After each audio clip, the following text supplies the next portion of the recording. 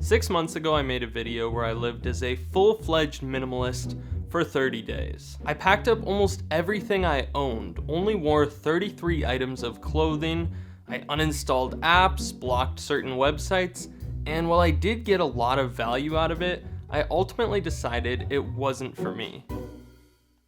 That's kind of changed. If you're unfamiliar with minimalism, minimalism is a tool to rid yourself of life's excess in favor of focusing on what's important so you can find happiness, fulfillment, and freedom. The simplified idea is to intentionally live with less possessions, only holding on to what you actually use and getting rid of the things you don't. After my 30-day challenge was over, I went on with my life. Another 30 days went by, and then another, and now it's been 6 months, and most of the things I boxed up are still sitting in boxes. I originally adopted the mindset that this is a challenge, it was difficult, I was making sacrifices, but that isn't the whole story. The first thing I learned is I genuinely don't need much to be happy. A computer setup, camera gear, a bed, clothes, the essentials for living in 2024, but not a lot. I also learned that I don't use a lot to be happy. Some books, coffee equipment, hiking gear, an exercise mat, but again, not that much. And the third thing I learned is how much excess things are a burden and actually get in the way of my happiness. Before this challenge, my life looked something like this. Every time I filmed a video, I'd spend time cleaning up because my room was always a little messy. When I wanted to pick out clothes for the day, I'd go through a jam-packed dresser to try to find something that matched. If I saw something cool online, I'd get this itch to buy it, and it'd be hard to get it off my mind. Even digitally, it felt like I always had notifications across different apps, computer files were all over the place, and my phone usage was double what it needed to be. None of this was detrimental alone, but the more I thought about it, the more I noticed these tiny moments of friction in my life. What clothes should I wear? Do they match? Do they fit? Which backpack will work best? Which water bottle do I take? Which jacket? Which mug?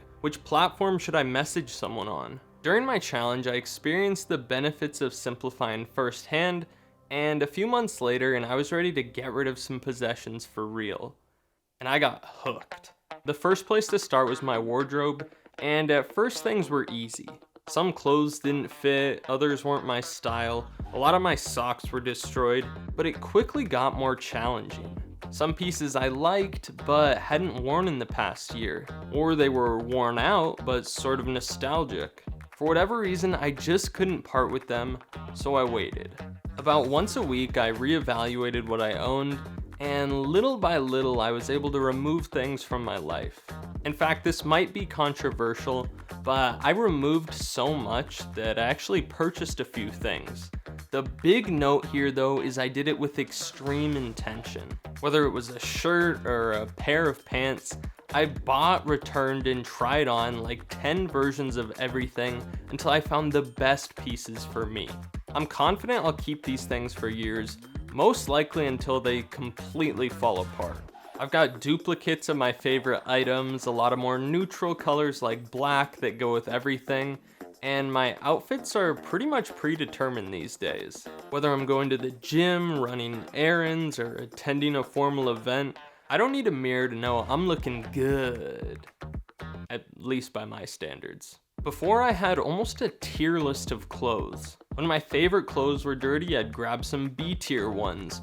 When they got dirty, I'd grab some C tier ones. And if those got dirty, I'd wear some clothes I hated and didn't even fit right. Overall, I reduced my wardrobe by 10 to 50% in most areas, and now all the clothes I own are my favorite clothes. And I continued to take this approach to the rest of my possessions as well. Stuff I never used, stuff I'd used too much, stuff I'd already upgraded, it all got donated or sold.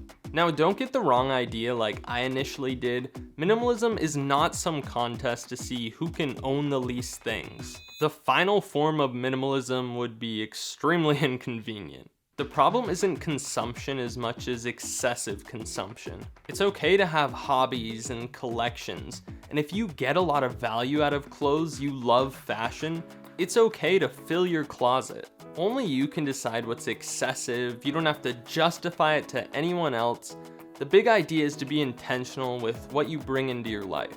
Instead of filling our lives with stuff, impulsively buying things for temporary bursts of dopamine, it's about spending that time, energy, and money on what we care about most. Whether that's saving for retirement, or starting a business you've always wanted to, or going on more trips, you can do a lot more when you're worried about less. I'm not trying to convert anyone to minimalism. I still wouldn't identify as a full-fledged minimalist, but I'm 100% a person who has gotten value out of practicing this and is working towards living a more intentional life.